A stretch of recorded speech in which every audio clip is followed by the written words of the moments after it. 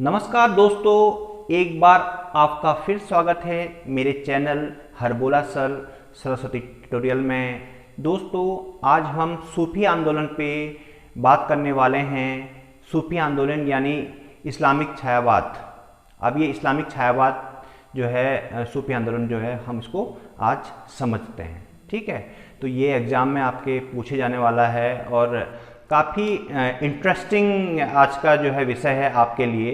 तो दोस्तों, इसको वीडियो को अंत तक ध्यान से देखिएगा, बिल्कुल स्किप ना करें वीडियो को, बिल्कुल अंत तक जो है इस वीडियो को देखिएगा तो आपके 2-3 क्वेश्चन आपके इसमें से बन जाएंगे।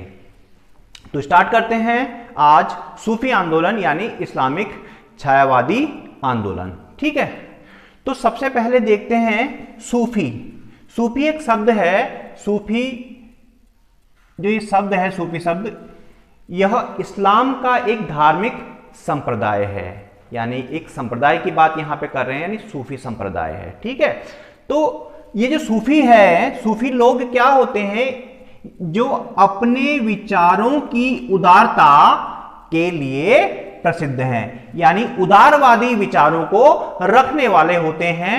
और दूसरी चीज जो है, इसमें इस्लामिक कट्टरता का अभाव मिलता है। यानी इस्लाम जो होता है अपने कट्टरता के लिए जाना जाता है। जो इस्लाम है, जो धार्मिक जो है कट्टरता के लिए इस्लाम को हम जानते हैं। लेकिन सूफियों में क्या होता है, इनमें कट्टरता नहीं होती है। ये इस्लाम संप्रदाय से ही, इस्लामिक संप्रदाय से इनका संबंध रहता है। सूफी एक इस्लामिक संप्रदाय है तो इस्लाम से इनका संबंध है, लेकिन इनमें कट्टरता का अभाव होता है। ये बिल्कुल कट्टर नहीं होते हैं, उदारवादी होते हैं। ये जो सूफी है, सूफी जो पंथ है, उसको रहस्यवादी पंथ भी कहा जाता है।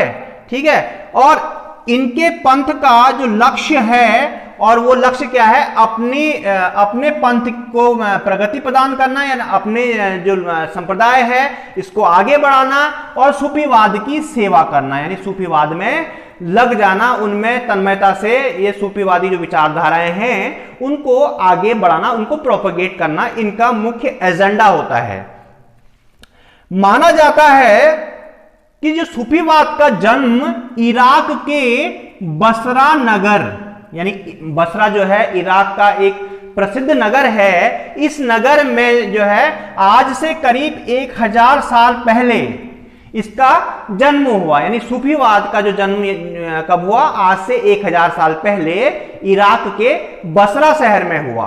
ठीक है, अब ये जो मुस्लिम छायावादी हैं, ये गहन भक्ति वाले संत थे। जितने भी संत हैं इसमें, जितने भी आपको सूफी मिलेंगे, ये क्या हैं, गहन भक्ति वाले जो हैं ये संत हैं, जो मुस्लिम संप्रदाय की स्थापना के बाद नैतिकता के पतन व संपत्ति के दिखावे से चिंतित थे। यानी सूफीवादी इसलिए चिंतित थे क्योंकि जो इस्लामिक जो संप्रदाय में क्या था कि उसमें नैतिकता का पतन हो रहा था। ठीक है, यानी नैतिकता की बातें जो है लोप हो रहा था उन बातों का, और संपत्ति के दिखावे का ज्यादा था। यानी जिसके पास ज्यादा संपत्ति थी वो दिखावा ज्यादा करता था। तो इससे ये लोग जो आडंबरवादी जो नीतियां थी, इन नीतियों से ये सूफी लोग थे, बड़े ही चिंतित थे। ठीक है, एक एक बात को जो हम समझाना चाह रहे हैं यहाँ पे आप लोगों को, बस वही आपको पकड़ना है, वही आपको जाना है। ठीक है, इनके अनुसार, यानी जो सूफी हैं, इनके अनुसार क्या है, हक और खल्क। इसका मतलब होता है, हक और खल्क मीन्स क्या होता है, जो निर्माता और निर्मित दोनों एक हैं। यानी निर्माता निर्मित को जो सूफीवादी हैं वो एक मानते हैं, हक और खल्क को एक ही माना जाता है।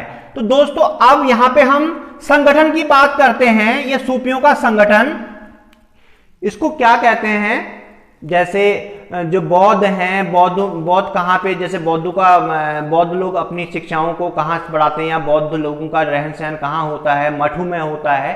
तो उसी प्रकार जो सूफी होते हैं, इनका संगठन, ये लोग कहाँ अपना काम चलाते हैं, कहाँ से ये लोग अपने विचारधाराओं को प्रोपेगेट करते हैं, फैलाते हैं। तो सूफियों का संगठन सिलसिला कहलाता है। ध्यान से देखिए दोस्तों, सिलसिला, सिलसिला शब्द आया है, सिलसिला, सिलसिला कहलाता था, यानी सूफियों का संगठन सिलसिला कहलाता था। अब ये जो सिलसिला था दोस्तों, ये दो भागों में बटा था। कितने भागों में बटा था? दो भागों में बटा था। कौन कौन? वो दो भाग कौन से थे? एक थे बासारा और दूसरा था बेसारा।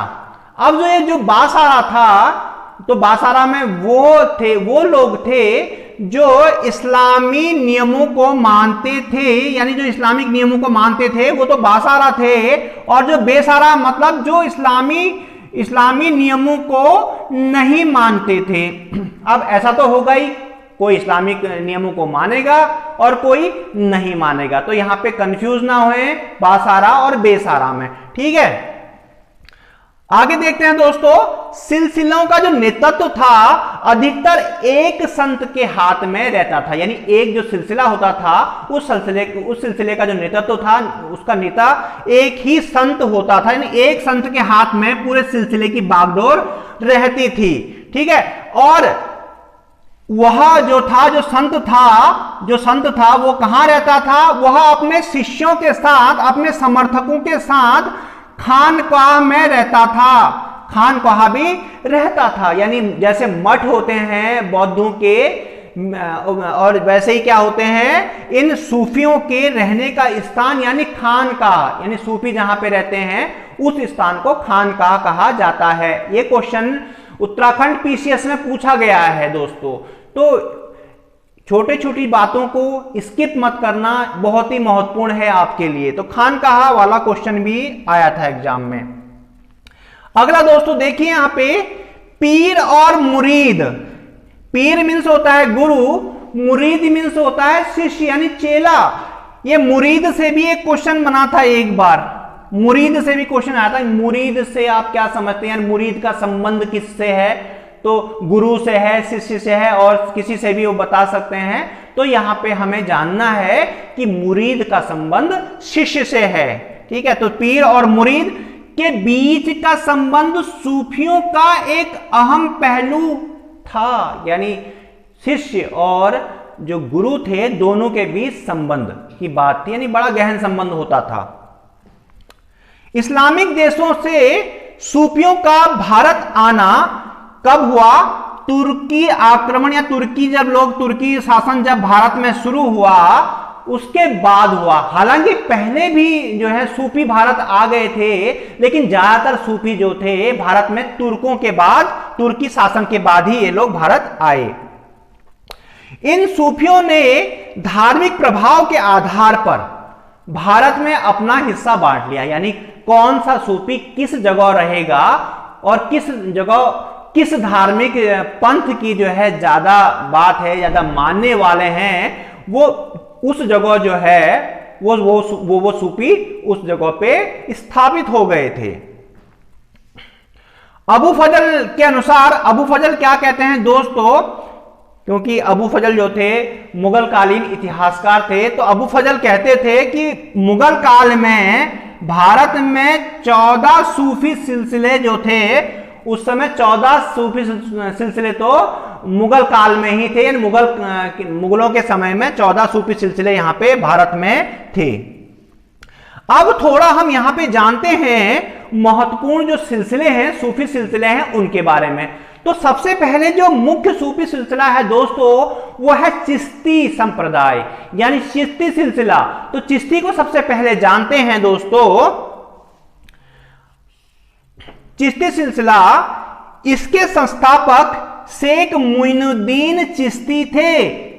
अब थोड़ा सा इंटरेस्टिंग ये है, ये चिश्ती संप्रदाय था, यानी चिश्ती लोग जो थे, इन्होंने अपनी जो है पंथ को की शुरुआत जो थी इराक के चिश्त नामक स्थान से, यानी चिश्त नामक शहर से की थी। तो इसलिए जब चिश्त नामक शहर से उन्होंने अपनी जो विचारधाराओं का शुरुआत की थी, तो इसी प्रकार से वो एक चिश्ती संप्रदाय के नाम से वहां से विख्यात हुए। लेकिन भारत में जो चिश्ती संप्रदाय था उसकी शुरुआत, यानी उसके संस्थापक थे शेख मुइनुद्दीन चिश्ती थे, और ये 12वीं और 13वीं शताब्दी में भारत आए थे। इसके अलावा जो चिश्ती संप्रदाय जो है, इसके अलावा इसके चिश्ती संप्रदाय के चिश्ती सिलसिले के दूसरे और भी संत थे, जिनमें हमीदुद्दीन नागौरी, वो 13वीं शताब्दी के थे दोस्तों। कुतुबुद्दीन बख्तियार काकी, और ये कुतुबुद्दीन बख्तियार काकी थे, ये 12वीं और 13वीं सदी के थे। निजामुद्दीन औलिया, ये 13वीं और 14वीं सदी के थे दोस्तों। शेख सलीम चिश्ती बोलते हैं, इनका पूरा नाम शेख सलीम चिश्ती भी कहते हैं। अकबर ने अपने बेटे जहांगीर का बचपन का नाम सलीम था, तो सलीम के ही नाम से जो है, क्योंकि उन्हीं के आशीर्वाद से जहांगीर का जन्म हुआ था, तो सलीम के ही नाम से उन्होंने अपने बेटे का नाम जो है अकबर ने सलीम रखा था। तो शेख सलीम जो थे 16वीं शताब्दी में के हैं ये। इन्होंने अपने को, अब ये जो चिश्ती सिलसिला था, जिन चिश्ती संप्रदाय था, इन्होंने अपने को अजमेर में स्थापित किया। अजमेर के अलावा राजस्थान है, राजस्थान के अन्य भाग हैं, जैसे उत्तर प्रदेश है, यूपी का क्षेत्र हो गया, पंजाब, बिहार, उड़ीसा, बंगाल, और दक्षिण के कुछ क्षेत्रों में ये जो चिश्ती सिलसिला था ये स्थापित हुआ। अब ये देखिए, ये चिश्ती सिलसिला है, ये चिश्ती सिलसिला बड़े सादगीपूर्ण, ये जो सूफी संत थे, चिश्ती सूफी संत थे, बड़े सादगी पसंद थे, यानी इनको सादगी बड़ी पसंद थी, और गरीबों से इनको बड़ा प्यार था। इसीलिए से जो आपके मुइनुद्दीन चिश्ती हैं, उनको गरीब नवाज भी कहा जाता है, यानी गरीबों को बहुत प्यार करते थे, यानी गरीबी से उनको प्यार था। संपत्ति का संग्रह, यानी संपत्ति को जोड़ना, आत्मज्ञान के रास्ते में ये पहली रुकावट मानते थे। यानी कोई व्यक्ति आत्मज्ञानी नहीं हो सकता जब उसके पास अकूत संपत्ति है। यानी संपत्ति का मतलब है हमें आत्मज्ञान प्राप्त करना है तो संपत्ति से अपने को थोड़ा दूर करना पड़ेगा। तो ये लोग क्योंकि सादगी और गरीबी पसंद लोग थे, तो इसलिए ये जो सूफी लोग थे ये दान पे विश्वास करते थे, यानी दूसरों के दान पर ये लोग अपना जीवन व्यतीत करते थे। और दूसरी चीज यहां पे इंटरेस्टिंग ये है कि ईश्वर से समीपता के लिए समा की बात करते हैं, यानी संगीत की बात करते हैं, यानी ईश्वर के समीप जाना है हमें, तो संगीत को इन्होंने अपनाया। जैसे कव्वाली हो गई, कव्वाली ये लोग जो है सूफी कव्वालियां यहाँ पे चिश्ती संप्रदाय के लोग ज्यादा पसंद करते हैं, ज्यादा गाते हैं। अब अगला जो संप्रदाय है जिसकी बात हम यहाँ पे करने वाले हैं दोस्तों, मेरे वीडियो को आखिर तक देखते रहिएगा, बिल्कुल छोड़िएगा नहीं, क्योंकि एक एक आपको यहां पे हम एक एक सिलसिला समझा रहे हैं और ये सिलसिले आपके एग्जाम में जरूर पूछे जाएंगे, क्योंकि सूफीवाद से, इस्लामिक छायावाद से जरूर आता है।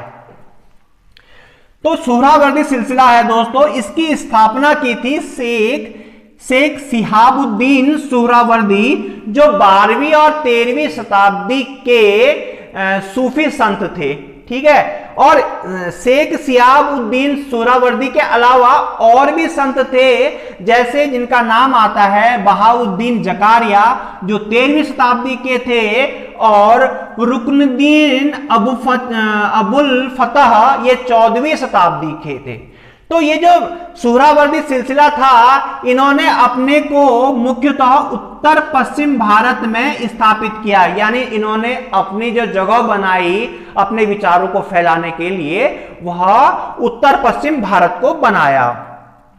और दूसरी बात इनके बारे में जो इंटरेस्टिंग है वह यह है कि ये गरीबी में विश्वास नहीं करते थे, यानी इनका गरीबी में विश्वास नहीं था। जैसे चिश्ती लोगों का विश्वास, जो चिश्ती संप्रदाय के लोग थे, यानी चिश्ती पंथ के लोग थे, उनका गरीबी पसंद थे, सादगी पसंद थे, उसी प्रकार ये जो सुहरावर्दी सिलसिले के जो सूफी थे, ये गरीबी जीवन में इनका विश्वास नहीं था। तो इसलिए इन्होंने क्या किया कि राज्य के द्वारा इनको उपहार स्वरूप जो धार्मिक पद थे वह इन्होंने ग्रहण किए, यानी जो राजकीय पद ग्रहण करेगा उसका जीवन जो है सादगी भरा नहीं होगा, ऐश्वर्यशाली जीवन ये लोग व्यतीत करते थे।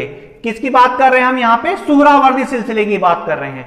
अब दोस्तों अब नंबर आता है कादरी सिलसिले का। अब ये कादरी सिलसिला जो है दोस्तों, इसके संस्थापक थे बगदाद के शेख अब्दुल कादिर जिलानी, और ये 12वीं शताब्दी के दो दोस्तों कौन थे?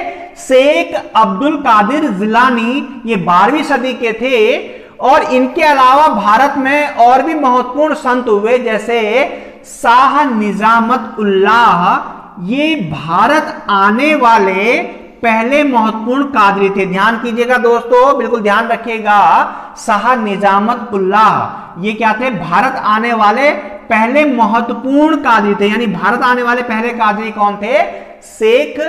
शाह निजामत उल्लाह। और इनकी मृत्यु सन 1430 में हो गई थी, यानी 1430 ईस्वी में इनकी मृत्यु हो गई थी। और उसके बाद दूसरे जो हैं संत वो हैं नासिरुद्दीन मोहम्मद जिलानी। इन्होंने सिलसिले को संगठित किया। इन्होंने सिलसिले को क्या किया? इन्होंने संगठित किया, सिलसिले को एक रूप दिया। अगर संगठन की बात करें तो संगठन को इन्होंने सुदृढ़ किया था। और इनकी मृत्यु हो गई थी 1517 ईस्वी में इनकी मृत्यु हो गई।